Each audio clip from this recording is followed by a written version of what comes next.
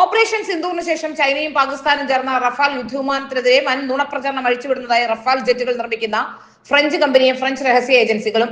China റഫാലിനെതിരെ പരത്താൻ ശ്രമിക്കുന്ന നുണപ്രചരണത്തിന് ഇരട്ടി പ്രചാരണം നൽകാൻ ഇന്ത്യയിൽ രാഹുൽ ഗാന്ധിയും കോൺഗ്രസും ഉണ്ടായിരുന്നു. പ്രതിപക്ഷ പാർട്ടി നേതാവിന്റെയും മറ്റ് കോൺഗ്രസ് നേതാക്കളുടെയും പ്രചരണങ്ങൾക്ക് ഇവിടുത്തെ മോദി വിരുദ്ധ മാധ്യമങ്ങൾ വൻ പ്രചാരണമാണ് നൽകിയത്. ഇത് ആഗോള മാധ്യമങ്ങളിൽ വാർത്തയാക്കാൻ ചൈനയ്ക്ക് സാധിക്കുകയും ചെയ്തിട്ടുണ്ട്. റഫാലിന്റെ വിൽപ്പന തകർക്കുക, പകരം ചൈനയുടെ യുദ്ധവിമാനങ്ങൾക്ക് വിപണി പിടിച്ചെടുക്കുക എന്നാണ് നുണപ്രചരണത്തിന് പിന്നിലെ ചൈനയുടെ ലക്ഷ്യം.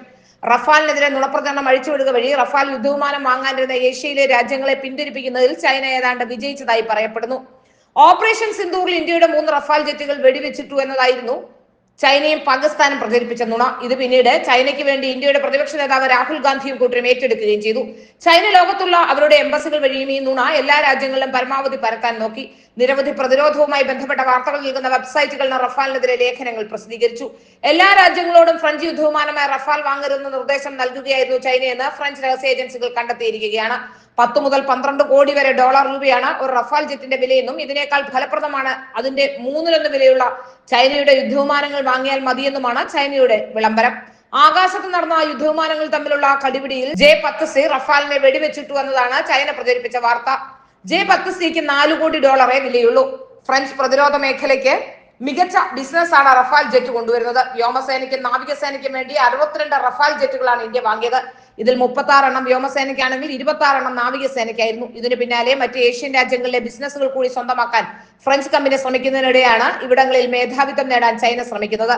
റഫാൽ നിർമ്മിക്കുന്ന ദാസോൾട്ട് ഏവിയേഷന്റെ സിഇഒ ആയ എറിക് ട്രാപ്പിയർ പാകിസ്ഥാന്റെ അവകാശവാദങ്ങൾ നിഷേധിച്ച് രംഗത്ത് വന്നിരുന്നു. ഫ്രഞ്ച് മാസികയായ ചലഞ്ചസിൽ 3 റഫാൽ ജെറ്റുകളെ വെടിവെച്ചിട്ടെന്ന പാകിസ്ഥാന്റെ അവകാശവാദം എറിക് ട്രാപ്പിയർ നിഷേധിച്ചു.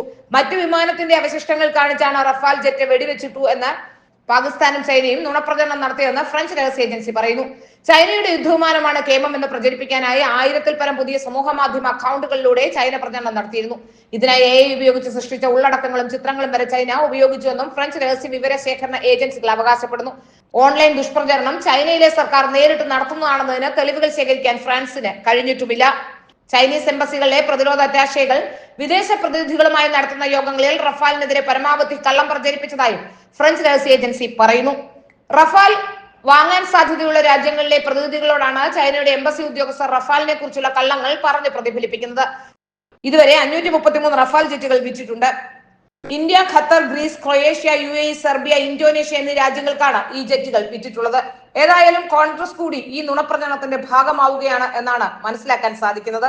ഓപ്പറേഷൻ സിന്ദൂറിനോട് നുണകൾ പറഞ്ഞു വരുത്തി ചൈന അവരുടെ യുദ്ധ ജെറ്റുകൾ വിൽക്കാനുള്ള തന്ത്രത്തിനൊപ്പം നിൽക്കുകയാണ് രാഹുൽ ഗാന്ധി എന്നുള്ളതാണ് ഏറ്റവും പ്രധാനപ്പെട്ട കാര്യം.